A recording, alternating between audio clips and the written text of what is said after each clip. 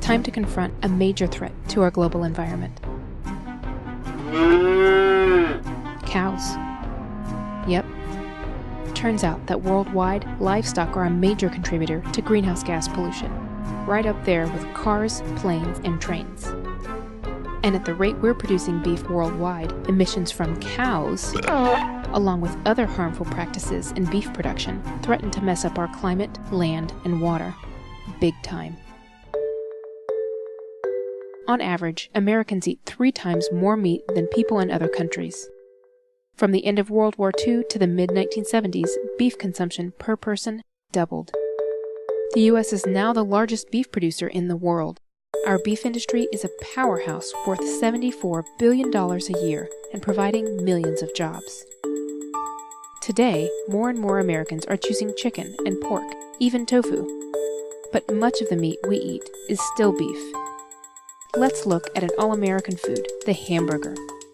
On average, we eat about 3 burgers per week. So let's see. If all 313 million Americans eat 3 burgers per week, that's 156 burgers per person per year. Altogether, that's more than 48 billion burgers every year. A quarter pounder at a fast food joint costs about $3 or $4. That's pretty cheap. But what we don't pay for at the counter, we end up paying for in other ways. What are the hidden costs?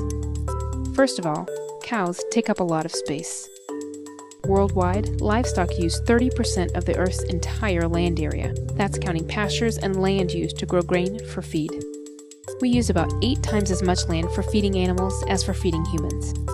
And in places like Brazil, acres of forest are still being cleared for livestock, which creates pollution and also removes a perfect sponge for absorbing carbon dioxide. And did someone mention water? It takes about 1,800 gallons of water to make a single pound of grain-fed beef. That's about 4 times the amount for chicken and more than 10 times the amount for a pound of wheat. Why does it take so much land and water to feed cows? Well, for one thing, cows eat a lot. During the first 6 months, a calf eats and eats and eats. When it's about 700 pounds, it's sold at auction, usually to a feedlot, which is like a very crowded cow city. At the feedlot, the cow continues to eat and eat and eat. At most feedlots, cows eat a mixture of soy and corn. This whole feed system's pretty new. Before the 1970s, cows ate mostly grass. Then Congress passed a farm bill that changed everything. The government started paying farmers to grow feed crops like corn and soy. It also helped pay for more fertilizer. So, voila, now corn is in everything from sodas to cereal. And most of the country's 90 million cows now get corn for breakfast, lunch, and dinner. Unfortunately, cows are built to digest grass. Corn can make them bloat with gas, and cows make a lot of gas. This is no joke. See, cows are ruminants, meaning they create methane gas when they digest food. Chickens and pigs don't. Methane has 21 times more climate-changing power than CO2. In America, cows produce more greenhouse gas than 22 million cars per year. America's cows create about 500 million tons of manure in a year. That's 3 times as much as we humans do. Cow manure also creates nitrous oxide, which has 300 times the global warming effect of CO2. Cow manure is responsible for 2/3 of all the nitrous oxide pollution in the world. There's another source of nitrous oxide in a cow's life cycle: fertilizer. We Americans use about 17 billion pounds of nitrogen fertilizer to grow feed for our cows. When runoff from fertilizer and manure flow into rivers and then to the ocean, they create huge algae blooms, which suck the oxygen out of the water and leave dead zones where no life can survive. Anyway, back to the feedlot. Once the cows are fattened up, they head to the slaughterhouse. Slaughterhouses create about 30 million pounds of contaminants a year, mainly nitrates and ammonia used to disinfect meat. From the slaughterhouse, the beef is shipped to big processing centers where California beef is mixed with Texas beef and Colorado beef. One burger patty can contain the DNA of more than 1,000 cows. That means a single case of E. coli could easily spread to thousands of burgers. Trucking all that beef around creates pollution too.